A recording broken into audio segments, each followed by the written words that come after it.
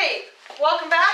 We are going to do chapter 6 today, and chapter 6 is all about the human body. So we are going to start with the skeletal system after we introduce some simple terms about anatomy. When you are dealing with your patient and you refer to your patient's left or your patient's right, you're always referring to your patient's left or right, not your left or right compared to your patient.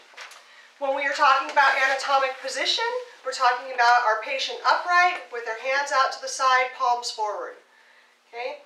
In anatomic position, there are a couple of planes that divide the body. We talked about these earlier, right? These planes are the frontal plane. Where does the frontal plane, what does the frontal plane divide? The front and the back. The front and the back. So that plane is going to go right here, right? Divides it into front and back. How about the transverse plane? It's also called the axial plane. Top and bottom. Top and bottom. And we're not talking about halves or anything like that. You can have a transverse plane right here at the knees, okay, and then you have that bottom, and you have this much at the top. Okay? A transverse plane is any plane that goes along this way. Same with frontal. Doesn't have to be right in the middle. It can go anywhere along this. Okay? And what about sagittal? Left and right. Left and right. The same thing goes with the sagittal plane. If you put a sagittal plane right here on the side of my eye, we don't have left and right halves, although the body is still divided into left and right. Okay? There's a special term for the plane that divides the body into exact halves, right through the middle. Do you know what that one's called? Mid-sagittal, right. So we have a sagittal plane, and we have millions and millions and millions of these planes, but the one that divides the body right in the middle, right into the left and right halves, that's called the mid-sagittal plane. Why are those important? Why do you need to know them?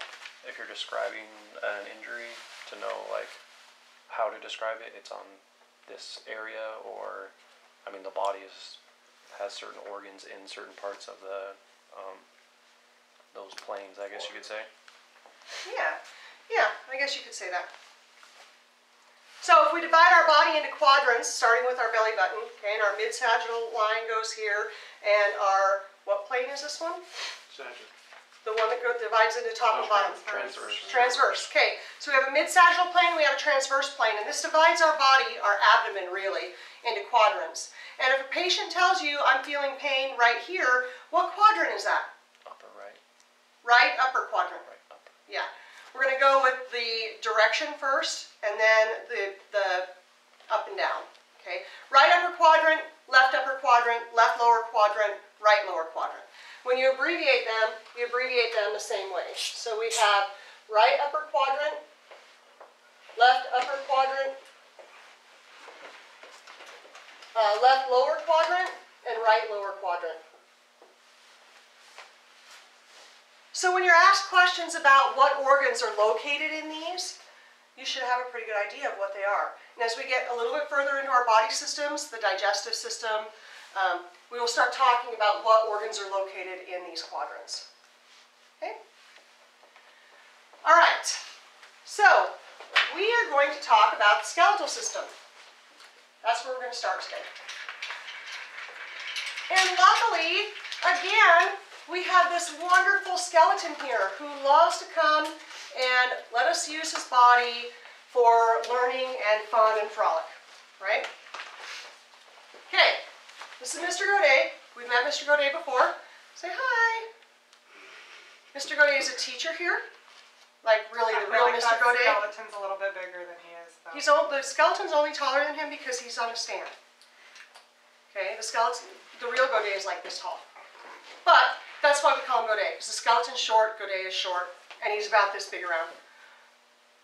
Fair? Fair. Okay, so this is Mr. Godet. Our skeleton is divided into two parts. We have the axial skeleton, and we have the appendicular skeleton. What is the axial skeleton? The skull, spinal column, and rib cage. The skull, spinal column, and rib cage. So, this is our skull. Yeah, his head pops off. So this is our skull. And our skull has a bunch of bones in it, okay? These bones, when you're born, these bones don't touch each other. Okay, they're malleable, so you can slide through the birth canal without getting too much damage. As you grow and as you get older, the soft spots, fontanelles, the fontanelles close up. So you start with a fontanelle right here. Okay? You start with a fontanelle right here. You start with a fontanelle down here, and they close up. All right? So in an adult, these bones are solid. Okay? And they just have little sutures right here. Those sutures are where your bones heal together. Okay? Why do you think it's important to know about the bones of the cranium or the skull? Just in case they're broken. In case they're broken. Do we care if they're broken? Duh. That's a dumb question, Matt. Of course we care if they're broken. Why do we care if they're broken? Because it can cause bleeding in the brain. Because the break could cause bleeding in the brain? All right. Why else? It's also the brain's protection. You can cause damage to the brain, right? If you break this bone down here, it's called a basilar skull fracture, and this is where the leaking, the cerebrospinal fluid leakage coming out of your ears, that's where this comes from. It's from a basilar skull fracture. So we need to know these bones. So let's start with this bone right here. What is this one called? Occipital. Anyone? Occipital. Occipital. Occipital. Yep, we have an occipital bone right here. Okay? It's a pretty solid bone. This bone is hard to break, but obviously it can happen. What about this bone on the side? Temporal. I'm pretty sure the temporal's up a little further. I think this one is the parietal. Yeah. This one is the parietal bone. Okay? The temporal is up here, right here. Okay? Right where your temple is at. Do you know what else is right here? See where your zygomatic bone comes across? You can feel a pulse there. Go right above where your zygomatic process connects into your skull, and you can feel your temporal pulse. Right in front of your tragus. See this little soft spot? This is called a tragus. This little cartilage spot. Just right in front of it, you can feel a pulse there. Don't push too hard. Did you find yours? Did you find yours? I think mine's farther ahead though. Like you're like back here, I'm like right here. Yeah, mine's right here. Mine's right here. Okay. I have one right there too, but I also have it down here. Oh, I do. Yeah. Oh yeah, I have one up here too. Yeah. But way down here. Okay. All right. So we've got our occipital, we've got our parietal, we've got our temporal, we've got a little tiny bone right in here. Do you know what this little tiny bone is? It's the red one on here. It's not labeled. Any ideas? Any guesses? It's called your sphenoid. Okay, this little bone right here, this little tiny bone right here is called your sphenoid. I was just gonna say that. Which You one? were just there, Yep. sphenoid. The one behind the eye, basically? Yep, right here. Okay, and then we have this bone right here. What's this bone called? Frontal bone. Frontal bone. Okay, this little bone right here, which, I mean, you can see it if I show you. Look at, see how this bone connects right here? Right here, those little sutures right there. This little bone right here at the top of your nose is called Nasal. your nasal bone. Imagine. What's this bone in here called? Inside the nose? Septum. Inside the nose. Septum. The cartilage that goes there is the septum. This is called the vomer. The what? Ulmer? Vomer. Yep. Ulmer. V. Okay, your frontal bone, your zygomatic, your nasal bone, your nasal arch, they all form the place where your eyeball goes. This is called the orbit. Where they fuse together, that's where the eyeball sticks. What's this bone right here? Maxilla. Maxilla. Yep, that's the maxilla. And this bone? Mandible. Mandible. All right. If you see that on a quiz, you should know what the bones of the head are. So let's do it again. What's this one? Occipital. Occipital. Good. Sides? Parietal. Parietal. Parietal. Yeah. What about this one on the side? Temporal. Temporal. The little itty bitty one. That was the one. Which is not on your grid or on your graph, your table, whatever it's called, diagram. That's what it's called. What's this one? Sphenoid. Good. How do you spell that? Okay. It's S-P-H-E-N-O-I-D. Okay. This is your frontal bone. Then you have this bone, Nasal. your nasal bone. This is called, Orbit. Nope, this bone. Oh, Maxi, yeah.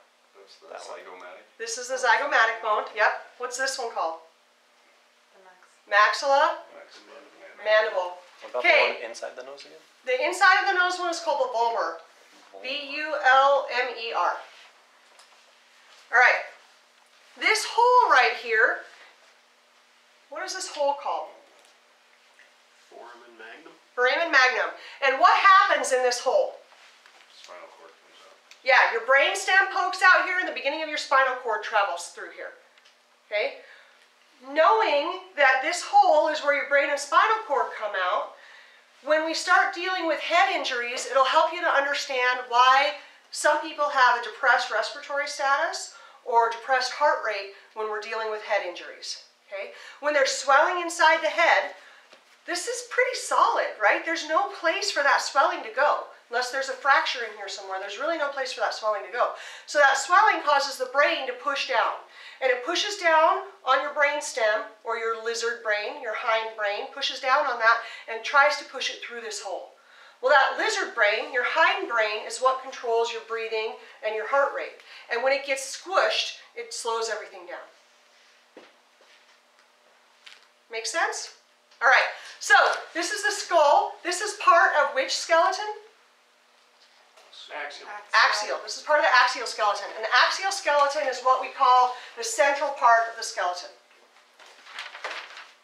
Your central nervous system, it belongs in your axial skeleton. All right. What is this little bone right here called? These are all called vertebrae, right? This whole spine is called a vertebrae, but this one has a special name. Atlas. Atlas. Why is this called the atlas? Because he is holding the whole weight of the skull on top of him. Yep, he's holding the whole weight of the skull on top of him. What's the second vertebrae called? Axis. Axis. And why is that? Because he does the rotational forces. Because that's where your brain, or that's where your head turns at, right? So we have the atlas and the axis. These are the first two bones of the cervical spine. Okay, we have 7 bones in our cervical spine. Right? Okay. How many bones do we have in our thoracic spine? 12. 12. Each of the bones in our thoracic spine is connected to a set of ribs. So we have 12 sets of ribs as well. Okay? So 7 bones in our cervical spine, 12 bones in our thoracic spine. What comes next? Lumbar spine. And how many bones are in our lumbar spine? 5. 5. Do you know how I remember this? Anybody? 7. We have breakfast at 7. We have lunch at 12. We have dinner at 5. Works for me. Might not work for you. You might have to come up with an acronym that you don't want to say in polite company. But this one works for me, right? Okay, so we have 7 cervical vertebrae. We have 12 thoracic vertebrae. We have 5 lumbar vertebrae. How many vertebrae do we have in our sacrum? 5. 5. So these vertebrae down here, do you see this? 1, 2, 3, 4, 5. Those are the vertebrae that are in our sacrum. Okay, they're fused together. And the sacrum, what is the role of the sacrum in lifting and moving? So hold all the way. It holds all the weight, right? So when we're lifting and moving the patient, this bone right here, or these fused bones, serves as the base of our weight bearing. Okay? Now below the sacrum we have 4 bones, and these 4 fused bones are our coccyx, also known as our tailbone. So if you break your tailbone, you've broken this. Boy, does that hurt. It does really hurt. I did a There's no roller way to skating split once. that big. How does that work? Because you're not actually breaking the bone, you're just breaking the cartilage? Yeah, you're breaking. You break the bone. This is a fused bone right here. That's also fused? Yeah. So there's 1 right there, 2, 3, 4, and this is fused to your sacrum. Okay. Okay. And then at the top of the sacrum, it splits into the individual vertebrae. Okay. Okay. All right. So how many cervical vertebrae do we have? 7. Oh, 7. She eats breakfast really early. Breakfast She does comes eat out at breakfast 5. really early. Breakfast at 7. Breakfast comes at her house at 5 o'clock.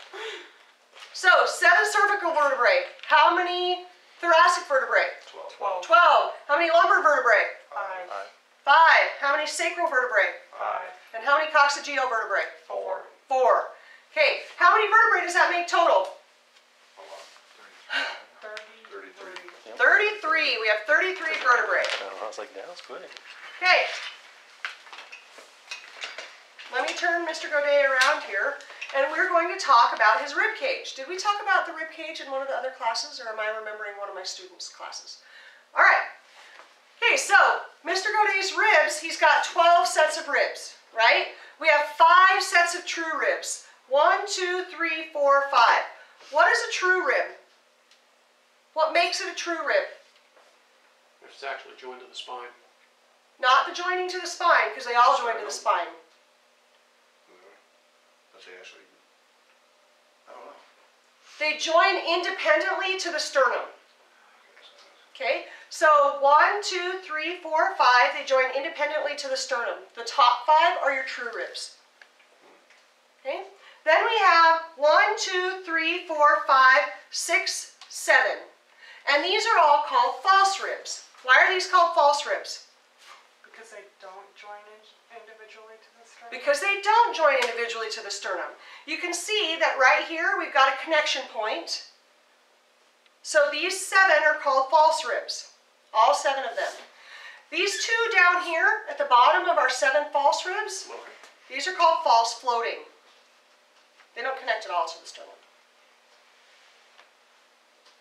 What's the job of, sorry, go ahead. When you say that, like the stuff that doesn't look like the rest of the bone is what, cartilage? This is cartilage, yep. So none of them actually connect bone to bone. None of them connect bone to bone. So where do you get the true versus false? These connect independently. So this one comes all the way around and it has its own independent connection. Oh, okay. Okay. I see what you're saying. This one connects independently. These all tie. all tie together to connect. Okay. Okay? All right. So that's our vertebrae and our ribs. And our ribs go together with one of our thoracic vertebrae. These joints back here, what are these joints called? Did you know that there's joints where your ribs connect to your vertebrae? It makes sense, doesn't it, for there to be a joint there? If you move, if you lean forward, if you move back, like, go ahead and pull your shoulders forward and arch your back. Don't you think there's got to be movement between your ribs and your vertebrae in order for that movement to happen? So what are these joints called? Let's pull out our medical terminology and think about it. What is the medical term for rib?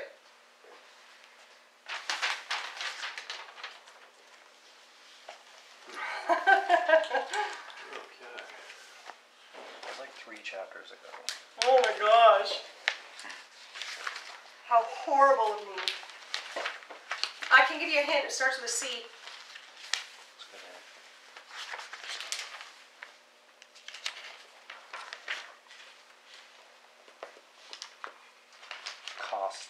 Costo. Yep, we're going to go costo. So, rib is costo. What is the word for vertebrae? Vertebrae. Vertebrae. This is your costovertebral joint. Costovertebral joint, okay? And you have 1, 2, 3, 4, 12 on each side. So you got a total of 24 costovertebral joints. Fair? Fair. Fair. All right, let's turn back around. Let's turn Mr. Godet back around, and we're going to talk about his sternum. His sternum is really one fused bone. Three bones fused together to create one bone. Okay? What is this part of the sternum called? The top. Manubrium. This is called the manubrium. And what is this part called? Body. The body. Yep, that's a nice simple name. We got manubrium and xiphoid process, and yet in the middle we have body. It was awful nice of them to give us that one little, piece of ease in the naming of this crap. Okay? Between our skull, our vertebrae, and our ribs, that is our axial skeleton. Okay. Now we're going to talk about our appendicular skeleton. What is the appendicular skeleton? Arms, legs, their connection points in the pelvis. Arms, legs, the connection points in the pelvis. Okay, what is this bone called? Clavicle. Clavicle, aka Collarbone. collarbone. What is this bone called? Shoulder blade. Scapula, aka? All right. These 2 bones bones together create the shoulder girdle. Okay, they create the shoulder girdle, which holds. It says that there's 3 bones in the shoulder girdle. In the book it does. Okay, what's the third one? The humerus. Okay, so the shoulder girdle holds this bone, which is what? Humerus. The humerus. That's hilarious. She read ahead.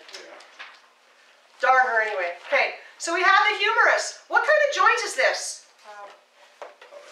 Ball and socket. Ball and socket joint. I need to put my skeleton back together because he's falling apart. All right, so this is our humerus. And then we have these 2 bones in our lower arm. What are they called? Radius and ulna. Radius and ulna. And the radius is on the thumb side. The ulna's on the back side. Okay? When you go to check a radial pulse, that's where your radius is. Okay? Find your radial pulse.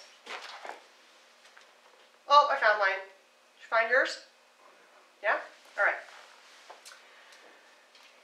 Then we have these little bones right here. What are these little bones called? I don't want the individual names because I don't really care. Okay, what are these bones called? Tarsal. Wrong extremity. Carpals. Carpals. We get carpal tunnel syndrome here, folks. So these are our carpals. And then what are these called? Metacarpals. Metacarpals. And then we have these. Phalanges. Phalanges.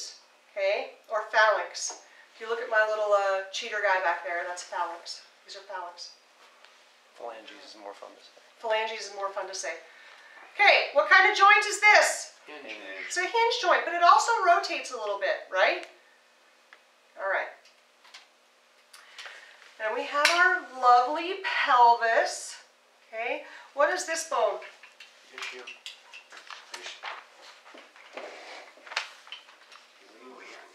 Ilium? Well, That's the crest. I better find my textbook. Blurred out something out of time there. Yeah, you're right. No, it's the ilium. Yeah, okay. The ischium is the lower. The ischium's the lower part. Yeah. Yeah.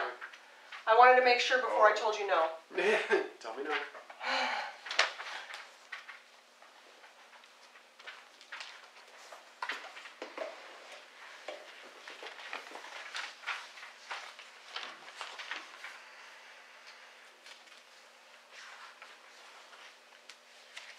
Okay, so this is our ischium, and when we go to backboard someone, we look, or excuse me, this is our ilium. That's what we just decided, right? Now you got me all screwed up. Right. When we go to backboard someone, we look for this on their body. What is this called?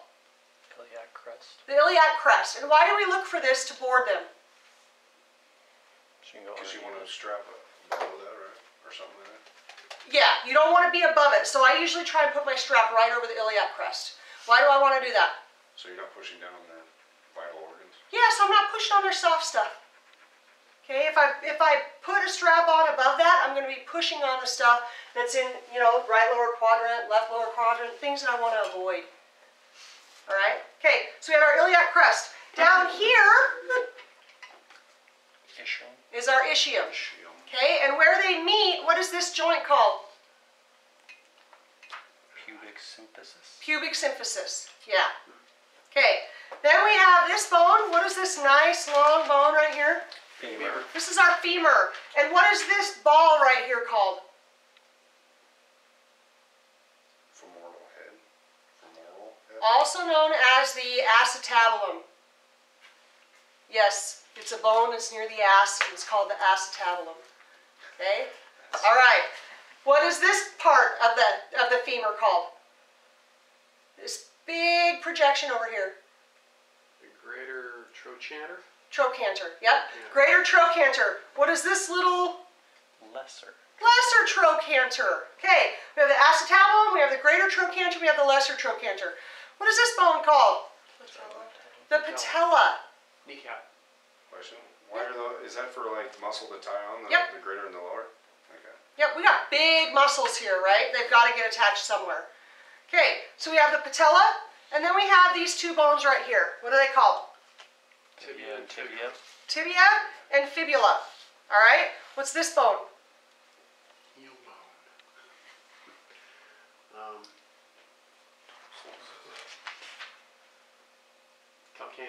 Calcaneus. Yep, this is a calcaneus. You have a diagram of the foot sitting right in front of you that has all of these bones listed. Okay, this is the calcaneus. What are these bones called? Metatarsals. These are Oh, tarsals. tarsals, Tarsals. metatarsals. Then we have metatarsals. Then we have Phalanges. phalanges. Are Again. they different over here? No. No? Tarsals, metatarsals, phalanges. Okay.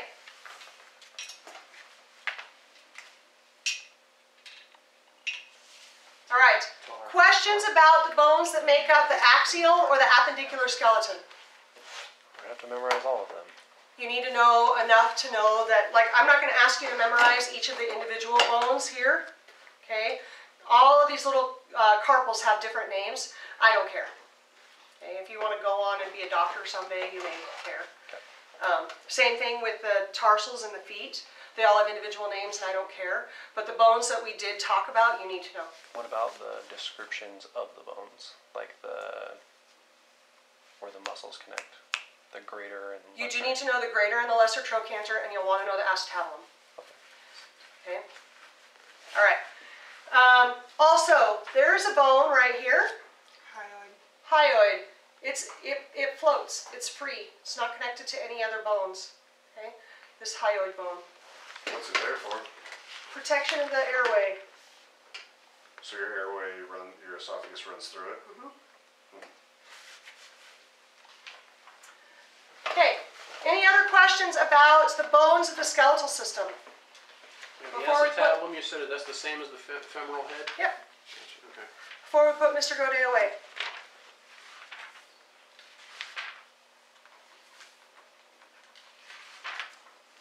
All right. You may slide over there, Godet. We'll see you again soon. I do have a question actually. Yeah? The book has it pointed as the socket is the acetabulum, not the head. Where did you find that? Yeah, it does. What page is that? 185. Let's turn to our trusty friend Google. Is your computer working? I got a new computer today. Oh yeah, it does. In figure 611, the acetabulum is actually part of the hip girdle and not the femoral bone itself. It's the concave surface of the pelvis. Concave surface of the pelvis. The head of the femur meets with the pelvis at the acetabulum. There you go. So what is a little... So the acetabulum is actually part of your hip joint. That's the socket. whereas the Articular femoral cartilage, head lunate is the surface of the ball. acetabulum. There you go. That's what it is. Femoral head and acetabulum meet together. Good job, Corey. Just confused. Well, now we're all straight. You should own that, man. Yeah, I know.